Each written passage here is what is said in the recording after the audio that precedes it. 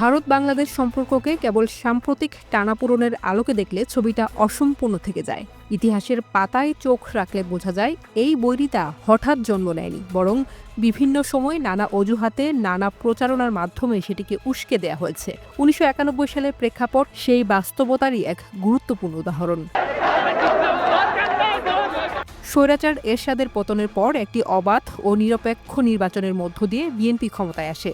আন্তর্জাতিকভাবেও সেই নির্বাচন গ্রহণযোগ্যতা পেয়েছিল। কিন্তু ভারতের নীতি নির্ধারক মহলের একটি অংশ এই বাস্তবতাকে সহজভাবে মেনে নিতে পারেনি। কারণ বেগম খালেদা জিয়ার নেতৃত্বে একটি গণতান্ত্রিক সরকার মানে দিল্লির জন্য একটি পুরোপুরি অনুগত প্রতিবেশী নয়। এই ধারণা তখনই তাদের ভেতরে শক্ত হতে শুরু করে। অথচ দেশে বিদেশে ব্যাপক জনসমর্থন পাওয়া একটি সরকারকে সরাসরি চ্যালেঞ্জ করার মতো পরিবেশ তখন ভারতের পক্ষেও ছিল না।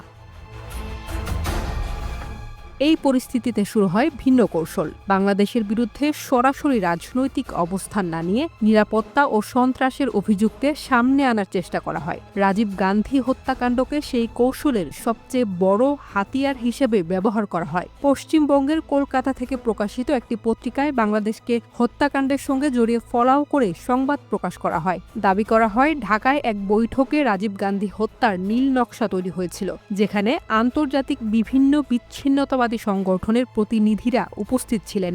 ঢাকায় তখন এই সংবাদকে সরকারিভাবে খুব বেশি গুরুত্ব দেওয়া হয়নি। মন্ত্রীরা প্রকাশ্যেই প্রশ্ন তুলেছিল, এর ভিত্তি কোথায়? কিন্তু কূটনৈতিক মহলে বিষয়টি একেবারে হালকাভাবে নেওয়া হয়নি। কারণ এমন অভিযোগ কেবল একটি সংবাদ নয়, এটি ভবিষ্যৎ রাজনৈতিক ও কূটনৈতিক চাপ তৈরির প্রস্তুতি বলেই মনে করা হচ্ছিল। অভিজ্ঞ মহল তখনই ইঙ্গিত দিয়েছিল এ ধরনের প্রচারণা একটি গ্রাউন্ড তৈরির চেষ্টা, যাতে পরবর্তী সময়ে বাংলাদেশের বিরুদ্ধে ভারতীয় অবস্থানকে ন্যায্যতা দেয়া যায়।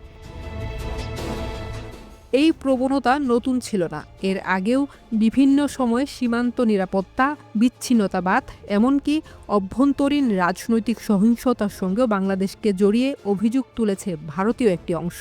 কখনো উত্তর পূর্ব ভারতের বিদ্রোহী গোষ্ঠী, কখনো সীমান্ত অপরাধ। প্রতিবারই অভিযোগের তীর ঘুরে এসেছে ঢাকার দিকে। অনেক ক্ষেত্রেই পরে সেসব অভিযোগের শক্ত প্রমাণ পাওয়া যায়নি, কিন্তু সন্দেহ আর অবিশ্বাসের বীজ ঠিকই বপন হয়ে গেছে।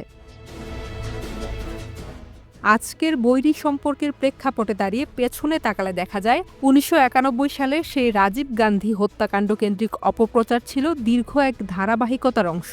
উদ্দেশ্য ছিল বাংলাদেশের একটি নির্বাচিত সরকারকে আন্তর্জাতিকভাবে সন্দেহের চোখে দেখা এবং ভারতে বাংলাদেশ ও বিরোধী নীতিকে অভ্যন্তরীণ ও আন্তর্জাতিক পরিসরে যুক্তিগ্রাহ্য করে তোলা। সময় বদলেছে, সরকার বদলেছে, কিন্তু প্রতিবেশী রাষ্ট্র হিসেবে পারস্পরিক আস্থার সংকট তা এখনও কাটেনি। ইতিহাসের এই অধ্যায়গুলো মনে করিয়ে দেয়, ভারত বাংলাদেশ সম্পর্কের জটিলতা শুধু বর্তমানে নয়, এর শিকড় অনেক গভীরে প্রথিত।